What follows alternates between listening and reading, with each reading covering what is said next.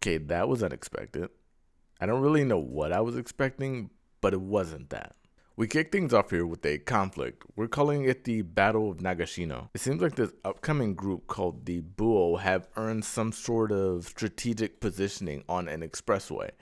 And they think they pretty much have won this particular conflict in that there's no way for them to lose to 8,000 people. It's pretty funny. They're on top of the expressway and they're just celebrating because they're like, "We won this insane battle. Yeah, we're gonna be the greatest." And then all of a sudden, this Ryoman guy, equipped with these spiky shoes to assist in climbing up the expressway, climbs up the expressway and hoists himself on top like Snake Plissken. It's pretty cool. The look on the guy's face when he sees him, we see him actually die inside before he literally dies. So after this, we catch up with Aoteru. He's traveling to Osaka to meet with Ryoman. But as he's departing his boat ride, he told him by the person that brought him here that Ryoman is actually away and he should go to this other place instead to wait for him. He's told he should stay at a hotel for a little bit because the area can be a bit shady after dark.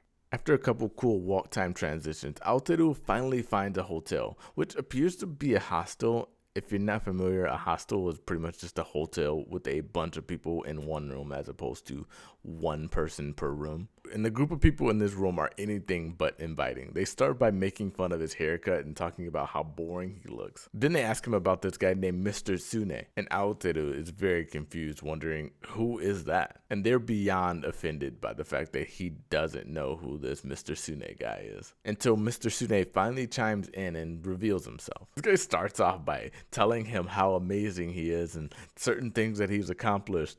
Then he takes a pause, almost as if he's waiting for Aoteru to be blown away by these accomplishments of his. Then the group of guys in the room ask, "Well, are you impressed yet?" And he's just honest and says, "Yeah, I don't know yet. I can't say one way or the other." And at one point, Aoteru is just like, "I should have chose a different hotel. Why am I here right now?" After Aoteru gives this very neutral answer, Mr. Sune approaches him more closely to give him a one-to-one conversation. Here it's revealed that Mr. Sune is using clever tactics to more or less manipulate the people in the room. And here we get a really interesting back and forth between these two, where Aoteru is trying to figure out who Mr. Sune is and why he's so weird and different. And then Mr. Sune is trying to figure out the same about Aoteru. And we get to hear the inner monologues of the way that they feel about one another. Where initially Mr. Sune thinks that Aoteru is just very like self-righteous and he thinks he's better than them or like morally richer than everyone in the room.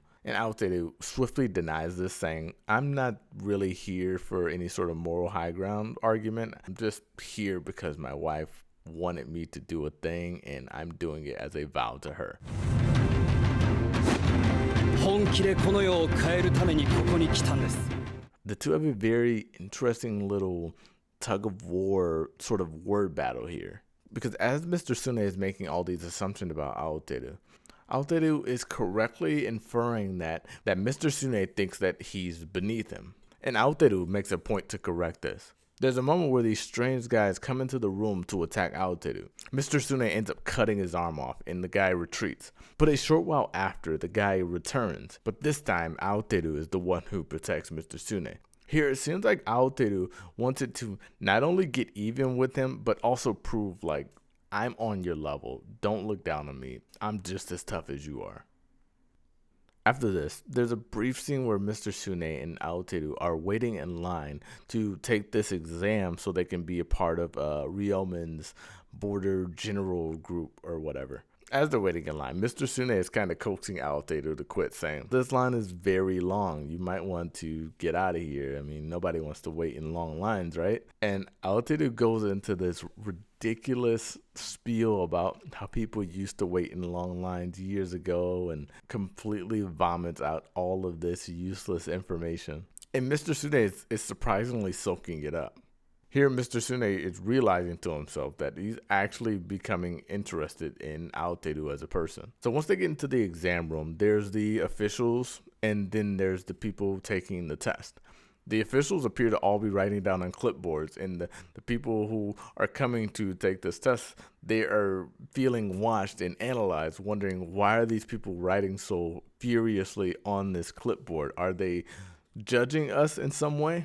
And one of the proctors says, "No, we just came back from a battle and we're trying to catch up on administrative work while we do this. We're just kind of multitasking. Don't worry about it." It's revealed that for their test here, all they have to do is one thing. They have to get Ryomen's knee to touch the ground. It seems like to many other contestants, this seems like a very straightforward thing. All you have to do is force his body down. And many of them try. None of them can get him to budge. They're all very bewildered, saying this guy is sturdy as heck. The whole time, Mr. Sune and Aoteru are just analyzing, trying to figure out the best plan of action. As the episode is coming to a close, our contestants have 4 minutes left, and Mr. Sune comes running in, swinging his sword toward Ryomen's legs, saying that I'm going to take that leg and win this contest. A few points of interest on this episode. The backgrounds are really interesting. I like the city scene where Aoteru is walking through and there's this very sometimes purple background and it looks really cool. The conversation between Aoteru and Mr. Sune is pretty interesting as well. The way that these two have this very awkward exchange, like two people with very strong but peculiar personalities would, I find very refreshing. The pacing of the conversation just feels so natural. The interesting rivalry between these two I see building to something very thought-provoking. And I'm invested into seeing how these characters develop over time.